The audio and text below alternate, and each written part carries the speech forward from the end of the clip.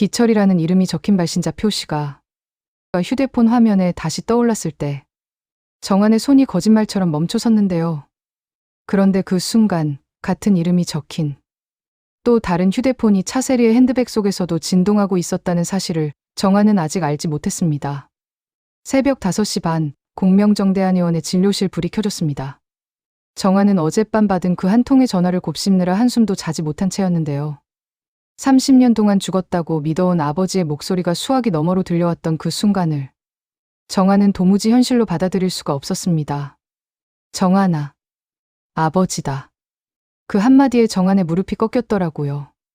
평생을 아버지 없는 자식으로 살아온 세월이 양씨 집안 사람만 보면 당신네 아버지가 우리 어머니 데리고 도망갔다는 손가락질을 견디며 살아온 세월이 한순간에 무너지는 듯했습니다. 정한은 그 전화에서 단 한 가지 정보만을 받아냈습니다. 오후 2시 내가 보낸 주소로 오너라. 그게 전부였습니다. 아침 일찍 정한은 동생 대한을 진료실로 불러들였는데요. 대한아, 너 오늘 한의원 좀 맡아라. 나 잠깐 다녀올 때가 있다. 대한은 형의 핏기 없는 얼굴을 보고 무언가 직감했습니다. 형, 또 아버지 일이야? 나도 같이 가. 정한은 한참을 망설이다가 결국 고개를 끄덕였습니다. 평생 살림꾼으로 묵묵히 집안의 그늘을 도맡아온 동생에게 이번만큼은 혼자 짊어지기엔 너무 무거운 짐이었거든요. 같은 시각 양집 아르난 의원의 동익은 휴대폰을 들고 안절부절못하고 있었습니다. 어젯밤 차세리의 가방에서 흘러나온 낯선 휴대폰 한 대. 평소 쓰던 폰이 아니었습니다. 동익이 무심코 그 폰을 집어 들었을 때 화면에는 발신자 표시 없이 메시지 하나가 떠 있었더라고요. 내일 2시 약속한 그곳에서 뵙겠습니다. 이번이 마지막 기회입니다. 동익의 손끝이 차갑게 식어갔습니다. 평생을 비즈니스적으로만 살아온 동익은 직감했습니다. 이건 단순한 외도가 아니라는 것을요. 세리가 무언가, 자신조차 모르는 거대한 무언가를 숨기고 있다는 사실을 동익은 그제야 깨달았습니다. 아침 식탁에서 세리는 평소보다 더 환하게 웃고 있었습니다. 여보, 오늘 저 친구 모임 좀 다녀올게요. 늦을 수도 있어요. 동익은 커피잔을 들다가 멈췄습니다. 어디로 가는데? 세리는 잠시 시선을 피하더니 이내 우아한 미소를 되찾았습니다. 강남이에요. 옛날 미인대회 동기들이랑요. 동익은 더 이상 묻지 않았습니다. 묻지 않는 편이 자신이 알아낸 다음에 한 번에 무너뜨리는 편이 더 잔인하다는 것을 동익은 잘 알고 있었거든요. 세리는 식탁에서 일어서며 동익의 어깨를 스치듯 만졌습니다. 여보, 입양 서류는 다음 주에 마무리할 거죠? 우리 가족, 이제 진짜 가족이 되는 거잖아요. 그 말 끝에 세리의 목소리가 미세하게 떨렸지만 동익은 그저 고개만 끄덕였습니다. 오전 11시 정한과 대한이 성담시로 향하는 차 안에서 라디오에서는 30년 전 유행하던 옛가요가 흘러나오고 있었습니다. 대한이 조심스럽게 입을 열었습니다. 형, 만약에 아버지가 진짜로 양씨네 어머니랑 도망간 거면 우리 어떻게 해? 정한은 한참을 침묵하다가 핸들을 꽉 쥐었습니다. 대한아, 나는 30년 동안 그 말이 거짓말이길 빌었어. 아버지가 우리를 버린 게 아니라 무슨 사정이 있었을 거라고. 그런데 만약 진짜 그 말이 맞다면 나는 아버지를 만나서 따져야지. 왜 그러셨냐고. 왜 우리를 30년 동안 죽은 사람으로 만들어 놓으셨냐고. 대한의 눈가가 붉어졌습니다. 형의 목소리에서 평생 처음으로 무너지는 소리가 들렸거든요. 한편 공명정대한 의원의 안방에서는 나선의 할머니가 며칠 전 도착한 그 편지를 다시 꺼내 들고 계셨습니다. 공기철. 그 이름 석 자를 손끝으로 쓸어내리며 할머니는 30년 전 그 새벽을 떠올리셨더라고요. 남편이 작은 가방 하나만 들고 집을 나서던 그 새벽. 할머니는 그날의 진실을 사실은 알고 계셨습니다. 그러나 그 진실은 너무나 잔인해서 자식들에게도 차마 입에 올릴 수 없었거든요. 할머니는 편지를 다시 서랍에 넣으며 혼잣말로 중얼거리셨습니다. 기철 씨, 당신. 정말 30년 만에 돌아오시는 거예요? 그런데 왜 하필 지금이에요? 왜 하필 우리 주아가 양씨네 그 아이를 만나고 있는 이때에. 그때 한성미가 안방 문을 열고 들어왔습니다. 유방암 수술을 며칠 앞두고 한성미는 평소보다 야위어 보였는데요. 어머니, 무슨 일 있으세요? 안색이 안 좋으세요. 나선의 할머니는 편지를 황급히 서랍에 밀어넣으며 미소를 지으셨습니다. 아니다, 성미야. 너 수술 잘 받을 생각이나 해라. 내가 건강해야 우리 집안이 산다. 한성민은 시어머니의 그 어색한 미소를 한참 바라보다가 결국 입을 열었습니다. 어머니, 주아가 양씨네 그 아이랑 만나는 거 그만두게 하려고 했는데요. 자꾸 마음이 약해져요. 주아 얼굴이 그 아이 만난 뒤로 너무 환해져서요. 나선의 할머니의 손이 멈췄습니다. 평생 완벽주의로 무장하고 살아온 며느리가 자신에게 처음으로 약한 모습을 보였거든요. 성미야, 너 정말 변했구나. 병이라는 게 사람을 이렇게 바꾸는구나. 두 사람은 한참을 말없이 마주 앉아 있었습니다. 오후 1시 40분, 정환과 대안의 차가 성담시 외곽의 작은 요양원 앞에 도착했습니다. 낡은 간판에는 성담평안 요양원이라는 글자가 빛바랜 채 걸려 있었더라고요. 두 형제가 차에서 내리려는 순간 정환이 갑자기 동생의 팔을 붙잡았습니다. 대안아, 저기. 정환의 시선이 향한 곳에는 검은 세단 한 대가 막 멈춰 서고 있었습니다. 차에서 내린 사람은 다름 아닌 차세리였습니다. 화려한 선글라스에 우아한 코트 차림. 세리는 누군가에게 들킬세라 주변을 두리번거리며 요양원 안으로 황급히 들어갔습니다. 대안이 숨을 삼켰습니다. 형, 저 사람. 양씨네 새어머니 아니야, 차세리. 정환의 얼굴이 굳어졌습니다. 맞다. 그런데 저 여자가 왜 여기에? 정환의 머릿속에서 무언가가 빠르게 연결되기 시작했습니다. 어젯밤 아버지에게서 온 전화.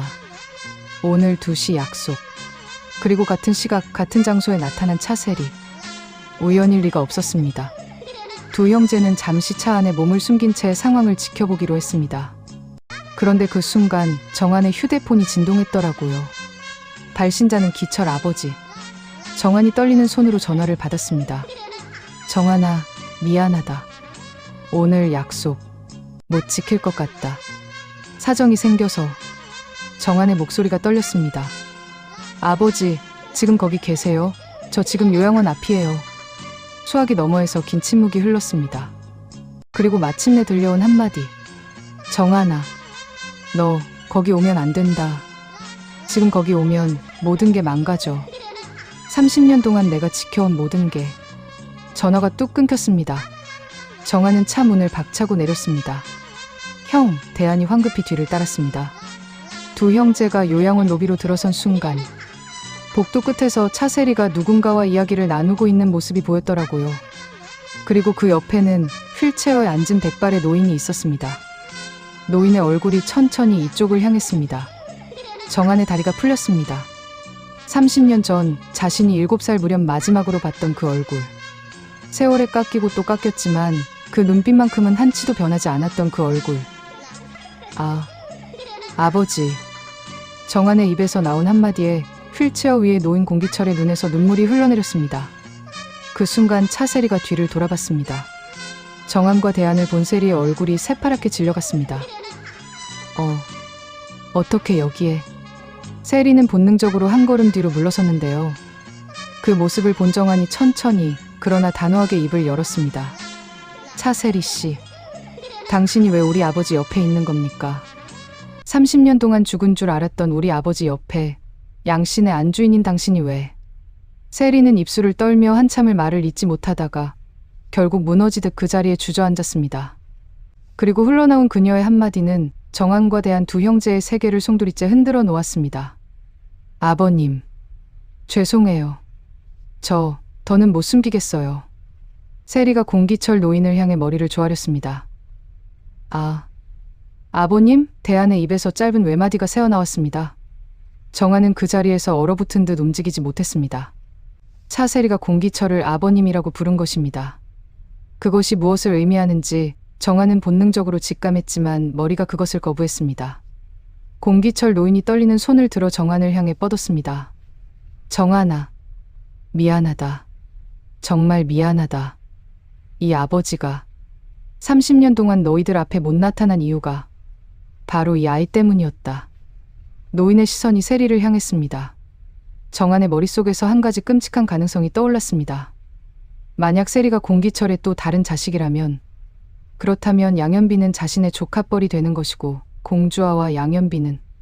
정환의 사고가 거기까지 미친 순간 그는 도저히 그 자리에 서 있을 수가 없었습니다. 그러나 진실은 정환이 짐작한 것보다 훨씬 더 복잡했습니다.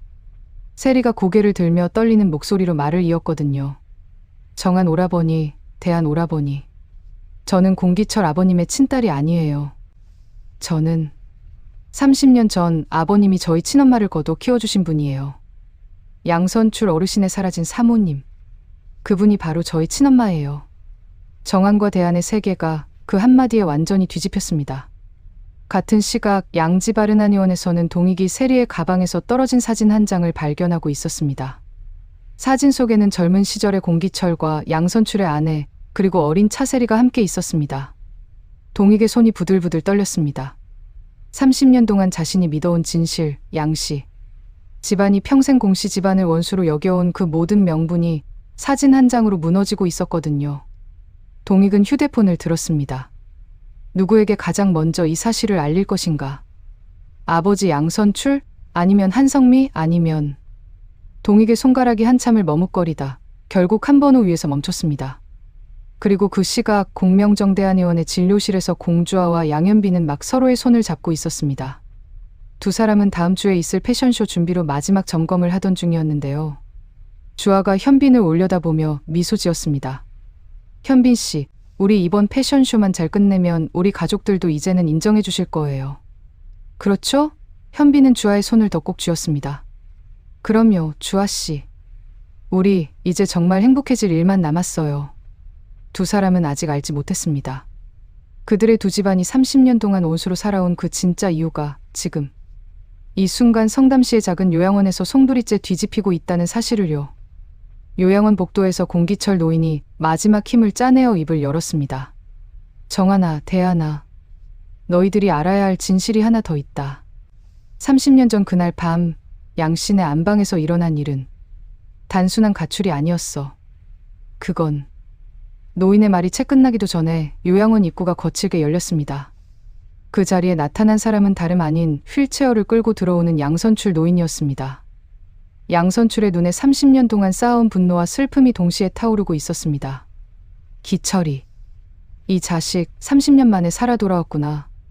그래, 오늘 끝장을 보자. 양선출 노인이 휠체어를 끌고 요양원 복도로 들어선 그 순간 공기철 노인의 손에서 들고 있던 물컵이 바닥으로 떨어져 산산조각이 났는데요. 30년 동안 서로를 죽이고 싶을 만큼 미워해온 두 노인이, 그 모든 시간을 침묵 속에 가둬왔던 두 사람이 마침내 같은 공간에서 마주본 그 순간이었습니다. 복도의 형광등이 한번 깜빡였습니다. 정한과 대하는 두 노인 사이에 끼인 채 그 자리에서 얼어붙어 있었고요. 차세리는 무릎을 꿇은 채로 고개를 들지 못하고 있었습니다. 양선출 노인이 떨리는 손가락으로 공기철을 가리키며 입을 열었습니다. 기철이, 너 이 자식 살아있었구나. 30년 동안 내 마누라 데리고 어디 숨어 살다가 이제야 기어나왔구나. 양선출의 목소리에는 30년 묵은 분노가 그대로 묻어나왔는데요. 그러나 공기철 노인은 그 분노 앞에서도 흔들리지 않고 천천히 입을 열었습니다. 선출이, 자네 30년 동안 정말 그렇게 믿고 살았나? 내가 자네 아내랑 도망갔다고? 자네가 그렇게 단순한 사람인 줄은 몰랐네. 공기철의 그 한마디에 양선출의 얼굴이 일그러졌습니다. 정하는 더 이상 가만히 있을 수가 없었습니다. 아버지, 양 어르신 두 분 다 이제는 진실을 말씀해 주세요. 저희 형제가 30년 동안 어떻게 살아왔는지 아십니까? 아버지가 양씨네 안주인이랑 도망갔다는 그 말 하나로 저희는 평생 손가락질을 받으며 살아왔습니다. 정한의 목소리가 떨렸습니다. 평생 환자를 인격체로 대하는 낭만주의. 한의사로 살아온 그가 처음으로 자신의 상처를 입 밖으로 꺼낸 순간이었거든요. 대안도 형의 옆에 서서 두 노인을 바라봤습니다. 두 분이 평생을 으르렁거리시는 동안 저희는 가족 하나 제대로 못 만들고 살았어요. 형은 한성미 사모님 만나서 겨우 가정을 꾸렸지만 저는 양씨네 동숙이를 좋아하면서도 30년 묵은 원한 때문에 말 한 번 제대로 못했어요. 대안의 그 고백에 양선출 노인의 눈이 동그래졌습니다. 뭐, 너 우리 동숙이를? 그때 공기철 노인이 휠체어 팔걸이를 짚으며 힘겹게 입을 열었습니다. 선출이, 잘 들어라. 30년 전 그날 밤 자네 아내 미양 씨는 나랑 도망간 게 아니었어. 미양 씨는 그날 밤 자네한테서 도망친 거였다. 양선출의 얼굴이 굳어졌습니다. 뭐, 그게 무슨 헛소리야. 공기철 노인은 깊은 한숨을 내쉬며 말을 이어갔습니다. 선출이, 자네 그때 한참 잘 나갔지. 한의원 두 채에 부동산에 정계 진출 꿈까지 꾸면서 말이야. 그런데 그때 자네 아내한테 어떻게 했는지 기억나나? 미양 씨가 둘째 아이를 가졌을 때 자네가 뭐라고 했나? 양선출의 입이 천천히 벌어졌습니다. 그러나 말은 나오지 않았습니다. 공기철 노인이 떨리는 손으로 자신의 가슴을 짚었습니다. 자네는 그 아이가 자네 아이가 아니라고 의심했지. 사업 파트너의 아이라고. 그래서 미양 씨한테 그 아이를 지우라고 했지. 미양 씨가 끝까지 거부하니까 자네는 미양 씨를 한 달 동안 방에 가둬두고 굶기기까지 했어. 그게 30년 전 그날 밤의 진실이야. 양선출 노인의 손이 부들부들 떨리기 시작했습니다. 정황과 대하는 입을 다물지 못한 채 두 노인을 바라보고 있었고요. 차세리는 그제야 고개를 들었습니다. 세리의 두 눈에서 눈물이 멈추지 않고 흘러내리고 있었습니다. 미양 씨는 그날 밤 더 이상 견딜 수가 없었다. 그래서 우리 집 약국 문을 두드린 거야. 자네 아내 미양 씨랑 우리 선혜 씨는 어릴 적부터 친자매처럼 지내던 사이였잖아. 그런데 그날 밤 미양 씨가 피투성이가 된 채로 우리 집에 왔어. 자네한테 맞아서 말이야. 선혜는 미양 씨를 살리겠다고 나한테 부탁했고 나는 미양 씨를 데리고 성담시로 도망쳤다. 미양 씨 뱃속의 아이를 살리기 위해서. 그게 전부야, 선출이. 공기철 노인의 목소리가 점점 작아졌습니다. 30년 만에 입 밖으로 꺼낸 진실이 그의 마지막 기력을 모두 빨아들이는 듯했거든요. 양선출 노인의 입에서 마침내 신음 같은 한마디가 새어나왔습니다. 그럼 미양이는 어디 있나? 어디 있어? 양선출의 목소리가 갈라졌습니다. 평생 분노로만 살아온 그가 처음으로 무너지는 소리였습니다. 공기철 노인은 천천히 차세리를 바라봤습니다. 미양 씨는 10년 전에 세상을 떠났다. 폐암이었어. 마지막 순간까지 자네 이름을 부르면서 갔다. 그리고 미양 씨가 낳은 그 아이, 자네가 자네 아이가 아니라고 의심했던 그 아이가 바로 저기 있는 셀이다. 요양원 복도가 죽음 같은 정적에 휩싸였습니다. 양선출 노인의 눈이 천천히 차세리를 향했습니다. 세리는 무릎을 꿇은 채로 양선출을 올려다보고 있었는데요. 양선출의 입술이 떨렸습니다. 세리, 자네가 내 딸이라고? 그럼 자네는 동익이의 아내가 아니라. 양선출의 얼굴이 새파랗게 질렸습니다. 동익은 그의 막내 아들이었습니다. 그러니까 세리가 만약 양선출의 친딸이라면 동익은 자신의 친누나와 결혼한 것이 되는 것이거든요. 양선출의 의식이 아득해지는 순간 공기철 노인이 다시 입을 열었습니다. 선출이 진정해라. 세리는 자네 친딸이 아니다. 미양 씨가 자네한테서 도망쳐 나온 그날 미양 씨 뱃속의 아이는 자네 아이가 맞았어. 그러나 그 아이는 미양 씨가 도망치는 과정에서 유산됐다. 세리는 그 후에 미양 씨가 입양한 아이야. 미양 씨가 자기처럼 버려진 아이를 키우고 싶다고 해서 보육원에서 데려온 아이다. 양선출 노인의 다리에 다시 힘이 풀렸습니다. 그러나 그 안도감보다 더 크게 그를 짓누른 것은 자신이 30년 동안 죽인 거나 다름없는 아내에 대한 죄책감이었습니다. 자신이 의심하고 가둬두고 때렸던 그 아내가 진짜로 자신의 아이를 품고 있었다는 사실. 그리고 그 아이는 자신의 폭력 때문에 세상에 나오지도 못하고 사라졌다는 사실. 양선출은 휠체어 위에서 천천히 무너졌습니다. 차세리가 양선출에게 다가가 그의 손을 잡았습니다. 어르신. 저는 어르신의 딸은 아니지만 어머니 미양 엄마는 마지막 순간까지 어르신을 미워하지 않으셨어요. 어머니는 늘 말씀하셨어요. 자네 남편은 본래 그런 사람이 아니었는데 사업이 그 사람을 망쳤다고. 자신이 그 사람 곁을 더 일찍 떠났어야 했다고요. 어머니는 어르신을 원망하지 않으셨어요. 세리의 그 한마디에 양선출 노인의 눈에서 30년 동안 한 번도 흘리지 못했던 눈물이 쏟아졌습니다. 평생을 분노로 무장하고 살아온 노인이 처음으로 어린아이처럼 울고 있었습니다. 그 시각 양집 아르나니원에서 동익은 한참을 망설인 끝에 결국 한 번으로 전화를 걸었습니다. 상대는 다름 아닌 한성미였습니다. 30년 전 자신의 첫사랑이자 평생 자신이 가지지 못한 단 하나의 여인. 한성미는 수술 전날의 긴장 속에서 전화를 받았는데요. 동익 씨, 어쩐 일이세요? 동익의 목소리가 떨렸습니다. 성미야, 30년 전 그날 밤. 자네 시아버지가 우리 어머니 데리고 도망간 게 아니더라. 진실은 완전히 다른 거였어. 우리 두 집안이 30년 동안 으르렁거린 게 다 거짓 위에 쌓아 올린 거였어, 성미야. 한성미는 수화기를 든 채로 한참을 침묵했습니다. 그러다 마침내 입을 열었습니다.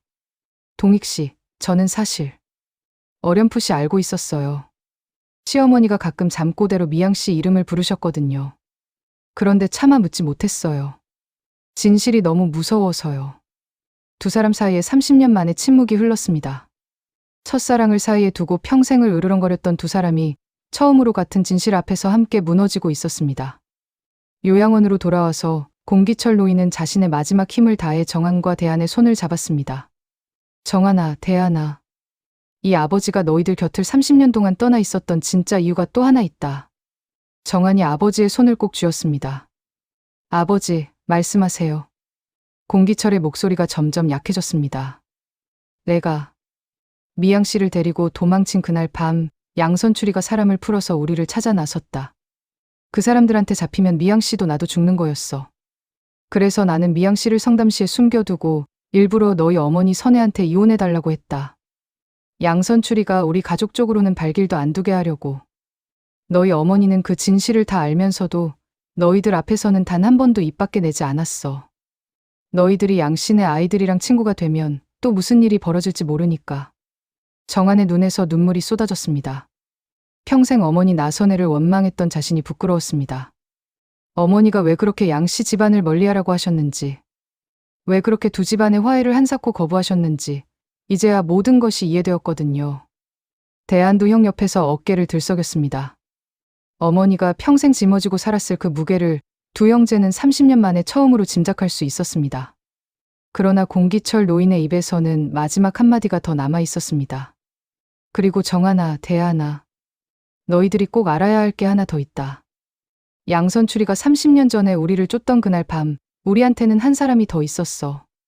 그 사람이 우리를 도와줬다. 그 사람이 없었으면 우리는 진작에 죽었어. 그 사람의 이름은... 공기철 노인의 입술이 떨렸습니다. 그 이름이 입 밖으로 나오기 직전 노인의 머리가 휠체어 옆으로 천천히 기울어졌습니다. 정한이 비명을 질렀습니다. 아버지, 아버지. 대안이 황급히 의료진을 부르러 뛰어갔고 차세리는 양선추를 부축한 채로 그 자리에 굳어 있었습니다. 같은 시각 공명정 대안의원의 진료실에서 공주하는 갑자기 가슴이 답답해지는 것을 느꼈습니다. 양현빈이 옆에서 그녀의 손을 잡았습니다. 주아씨, 어디 아파요? 주아는 고개를 저으며 미소를 지으려 했지만 알 수 없는 불안감이 그녀를 짓누르고 있었습니다. 현빈씨, 이상해요. 아버지가 지금 어디 계신지 모르겠는데 갑자기 너무 보고 싶어요. 그리고 할머니도요. 현빈은 주아의 어깨를 감싸 안았습니다. 그는 아직 알지 못했습니다. 자신의 새어머니 세리가 사실은 양씨 가문의 30년 비극의 한가운데 서 있는 인물이라는 것을, 그리고 자신과 주아의 두 집안이 평생 원수로 살아온 그 모든 이유가 사실은 한 남자의 폭력에서 시작된 거대한 오해였다는 것을요. 요양원 복도에서는 의료진이 공기철 노인을 응급실로 옮기고 있었습니다. 정한이 휠체어 옆에서 아버지의 손을 놓지 않고 따라갔는데요. 그 와중에 공기철 노인은 마지막으로 정한의 귀에 대고 한마디를 더 속삭였습니다. 정한아, 그 사람, 우리를 도와준 그 사람은 바로 노인의 목소리가 거기서 끊겼습니다. 정한은 아버지를 따라 응급실로 뛰어가면서 그 미완의 이름을 머릿속으로 되뇌었습니다. 박씨 성을 가진 누군가가 30년 전 그날 밤 우리 가족을 살렸다. 그 시각 태양그룹 본사의 어두운 사무실에서 박준혁 팀장이 휴대폰을 들여다보고 있었습니다. 화면에는 한 통의 문자가 떠 있었는데요. 기철 어르신 위독. 성담 평안 요양원. 발신자는 양동익이었습니다. 박준혁의 입가에 알 수 없는 미소가 번졌습니다. 그는 천천히 의자에서 일어서며 혼잣말을 중얼거렸습니다. 드디어 30년 만에 그날 밤에 빚을 받아낼 때가 왔구나. 우리 아버지가 평생 짊어지고 가신 그 빚을 말이야. 박준혁의 그림자가 사무실 벽에 길게 드리워졌습니다. 태양그룹 23층 회장실의 황금빛 명패 위에 박준혁의 손가락이 천천히 멈춰섰을 때 그 명패에 새겨진 이름은 다름 아닌 그의 친아버지의 것이었는데요.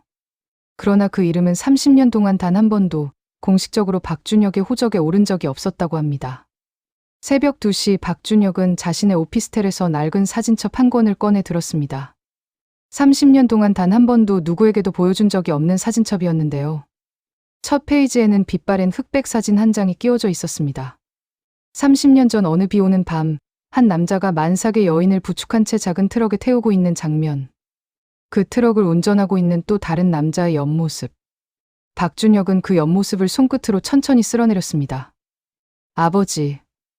드디어 그날의 빚을 받아낼 때가 왔어요. 박준혁의 입에서 흘러나온 한마디에 그의 두 눈이 차갑게 가라앉았습니다. 같은 시각 성담평안 요양원의 응급실에서 정하는 아버지. 공기철의 손을 놓지 못한 채 의자에 앉아 있었습니다. 공기철 노인은 산소호흡기를 단 채 가까스로 의식을 붙들고 있었는데요. 대안이 따뜻한 커피 한 잔을 형의 손에 쥐어주며 조심스럽게 입을 열었습니다. 형, 아버지가 마지막에 말씀하신 이 누구일까? 30년 전에 우리 아버지를 도와준 사람. 정하는 커피잔을 쥔 채로 한참을 침묵했습니다. 그러다 천천히 입을 열었습니다. 대안아, 우리 아버지가 30년 전에 운영하시던 한방원료상을 기억나니? 그때 아버지 밑에서 일하던 직원 중에 박씨 성을 가진 사람이 있었다. 박정훈이라고. 그 사람이 우리 아버지를 친형님처럼 따랐었지. 대안의 눈이 번쩍 뜨였습니다. 박정훈. 어디서 들어본 이름인데 형? 정하는 천천히 고개를 들었습니다. 주아한테 들었다. 태양그룹 박준혁 팀장. 그 사람 아버지 이름이 박정훈이라고 했어. 복도 너머에서 그 대화를 우연히 듣게 된 차세리의 손에서 들고 있던 종이컵이 떨어졌습니다. 박정훈이라는 이름은 세리에게도 결코 낯선 이름이 아니었거든요. 세리는 어릴 적 어머니 미양이 가끔씩 술에 취해 부르던 그 이름을 기억하고 있었습니다. 정훈 오빠. 우리한테 너무 잘해줬는데 우리 때문에 그렇게 가셨지. 어머니의 그 잠꼬대 같은 한탄이 세리의 머릿속에서 30년 만에 되살아났습니다. 세리는 떨리는 손으로 휴대폰을 꺼냈습니다. 그러나 누구에게 전화를 걸어야 할지 그녀는 알 수 없었습니다.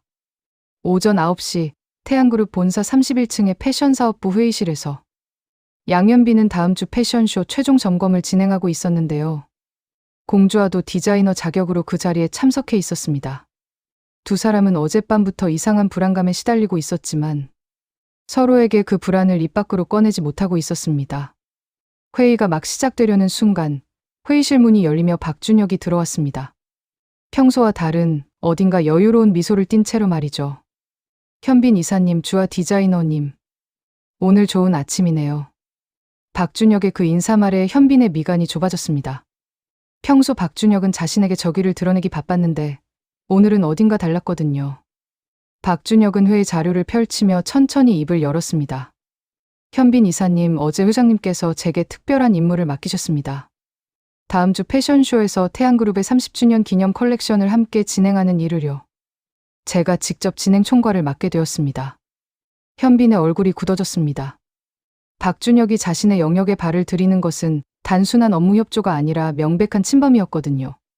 주아도 박준혁을 바라보는 시선에 경계심이 가득했습니다. 박준혁은 그런 두 사람의 시선을 즐기듯 자료를 한 장 더 넘기며 말을 이어갔습니다. 그리고 한 가지 더, 이번 패션쇼의 게스트로 한 분을 모셨습니다. 30년 전 우리 태양그룹의 창립 멤버 중 한 분의 가족을요. 박정훈이라는 분이 계셨거든요. 혹시 들어보셨나요? 박준혁의 그 한마디에 공주아의 손이 멈췄습니다.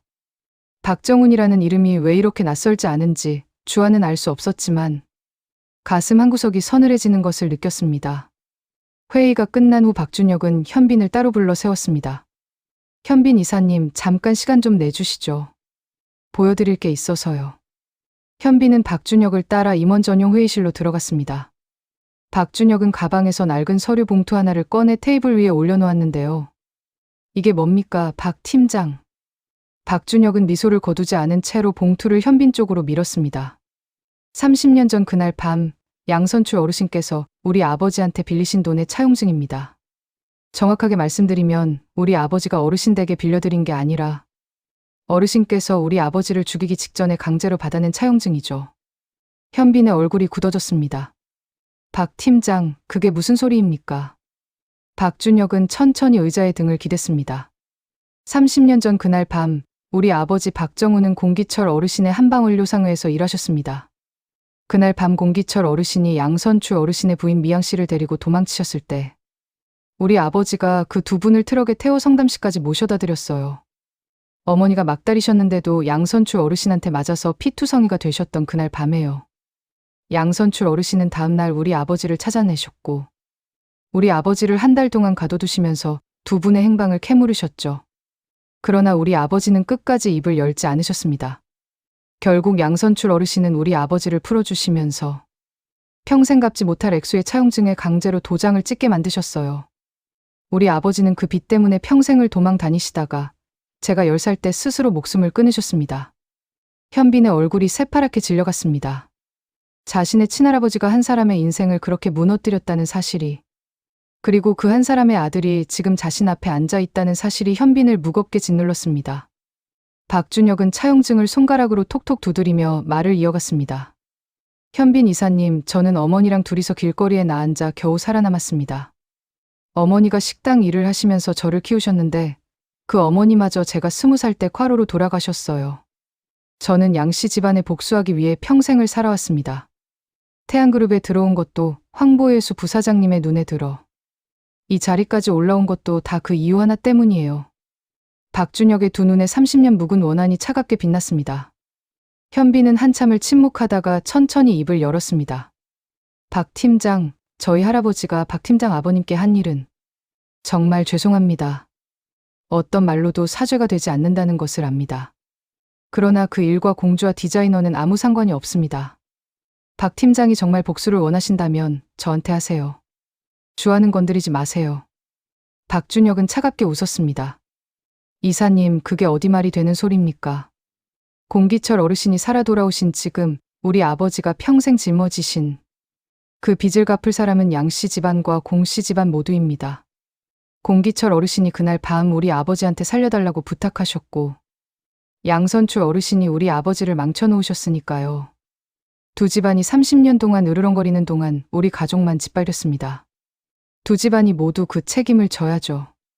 현빈은 박준혁의 그 말에 더 이상 반박할 말을 찾지 못했습니다. 박준혁의 분노가 30년이라는 세월이 그 말 한마디 한마디에 너무나 무겁게 실려 있었거든요. 박준혁은 차용증을 다시 봉투에 넣으며 자리에서 일어섰습니다. 현빈 이사님, 다음 주 패션쇼 날이 30년 전 그날의 정확히 그날입니다. 우리 아버지가 양선출 어르신한테 끌려가 마지막으로 도장을 찍으신 그날. 저는 그날 양씨 집안과 공씨 집안 모두에게 30년 묵은 빚을 받아낼 겁니다. 어떻게 받아낼지는 그날의 무대 위에서 보시게 될 거예요. 박준혁은 그 말을 남기고 회의실을 나섰습니다. 같은 시각 한성민은 수술실로 들어가기 직전이었습니다. 정아는 아버지 공기철 곁에서 차마 자리를 비울 수가 없었고, 그래서 한성미의 곁에는 시어머니 나선의 할머니만이 함께 있었는데요. 한성미는 수술 가운을 입은 채로 시어머니의 손을 잡았습니다. 어머니, 저 무서워요. 만약 제가 이번 수술을 못 견디면 우리 주아한테 꼭 전해주세요. 엄마가 너무 미안했다고. 너를 사랑하면서도 늘 강하게만 키우려고 했던 게 사실은 엄마 자신이 약해서였다고요. 나선의 할머니의 눈에서 눈물이 흘렀습니다. 평생을 강하게 살아온 며느리가 처음으로 자신 앞에서 무너지고 있었거든요. 성미야, 너 꼭 살아 돌아와야 한다. 우리 주아한테 내가 직접 말해줘야 할 것들이 너무 많아.